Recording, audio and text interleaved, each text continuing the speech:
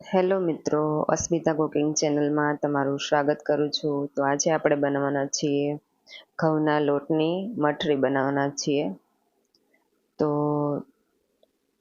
તમે જોઈ રહ્યા છો આપણી મઠરી એકદમ ક્રિસ્પી અને ટેસ્ટી બની છે. તો તમે ઘરે જરૂર ટ્રાય કરજો અને મારો વિડીયો ક્યાંથી જોવો છો તે મને કોમેન્ટ કરીને કહેજો. અને રેસીપી સારી લાગે તો લાઈક, શેર અને સબસ્ક્રાઈબ કરી દેજો. તો વિડીયોમાં બન્યા રહેજો. રેસીપી ખૂબ જ સરસ છે, તો તમે ઘરે જરૂરથી ટ્રાય કરજો.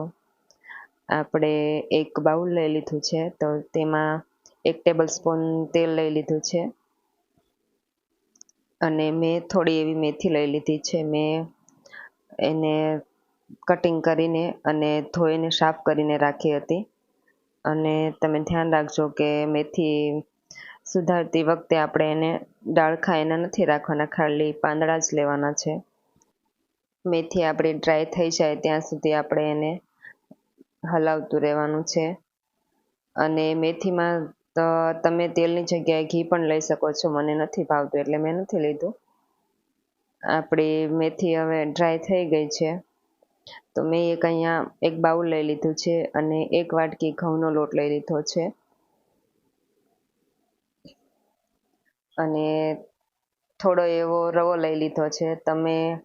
તમારે ન નાખવો હોય તો તમે સ્કીપ પણ કરી શકો છો. મેં 1.5 પાવડું તેલ લઈ લીધું છે.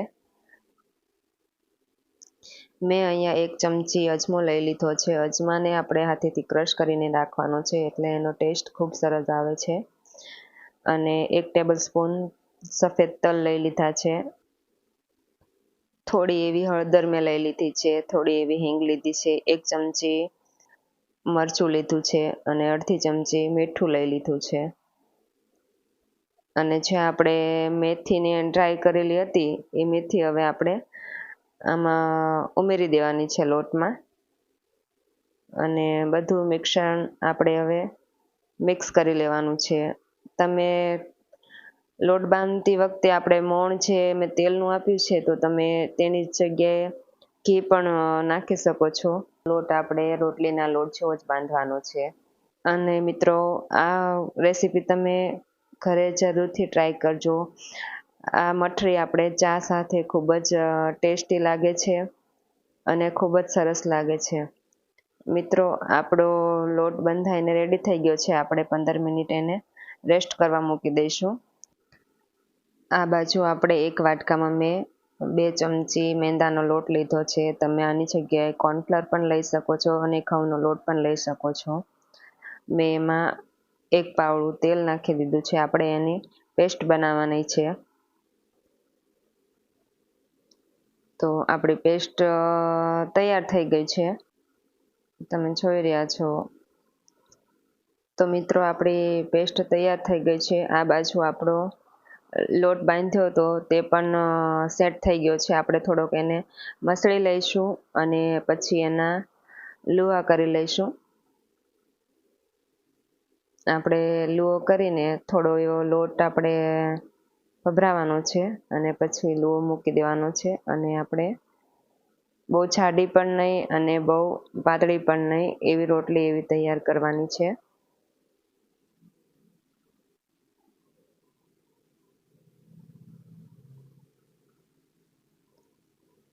આપણી રોટલી બનીને તૈયાર થઈ ગઈ છે. તો આપણે જે પેસ્ટ બનાવી હતી એ આપણે હવે થોડી થોડી એવી કરીને લગાવી દઈશું.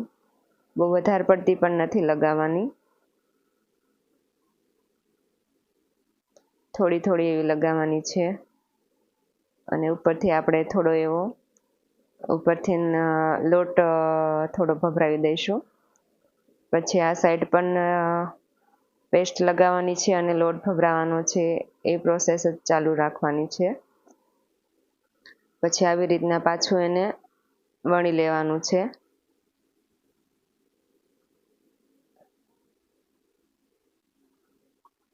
પછી વણી લઈએ પછી આપણે પાછું ફરીથી આપણે એને જે પેસ્ટ છે તે લગાવવાની છે અને થોડો એવો લોટ ભભરાવાનો છે. અને આ સાઈડથી વાળી લેવાનું છે. ત્યાં પણ પેસ્ટ લગાવવાની છે અને લોટ ભભરાવાનો છે, અને આ સાઈડથી પણ વાળીને પેસ્ટ લગાવવાની છે અને લોટ ભભરાવાનો છે. અને પછી આવી રીતના એકદમ હલકા હાથે આપણે એને વણી લેવાની છે. જો તમે એને વધારે વજન દઈને વણી લેશો તો એના જે લેયર્સ છે એ નહીં ખુલે, માટે એકદમ હલકા હાથે જ આપણે વણવાની છે. તો આપણી મઠરી બનાવી નાખી છે, વણીને તૈયાર થઈ ગઈ છે.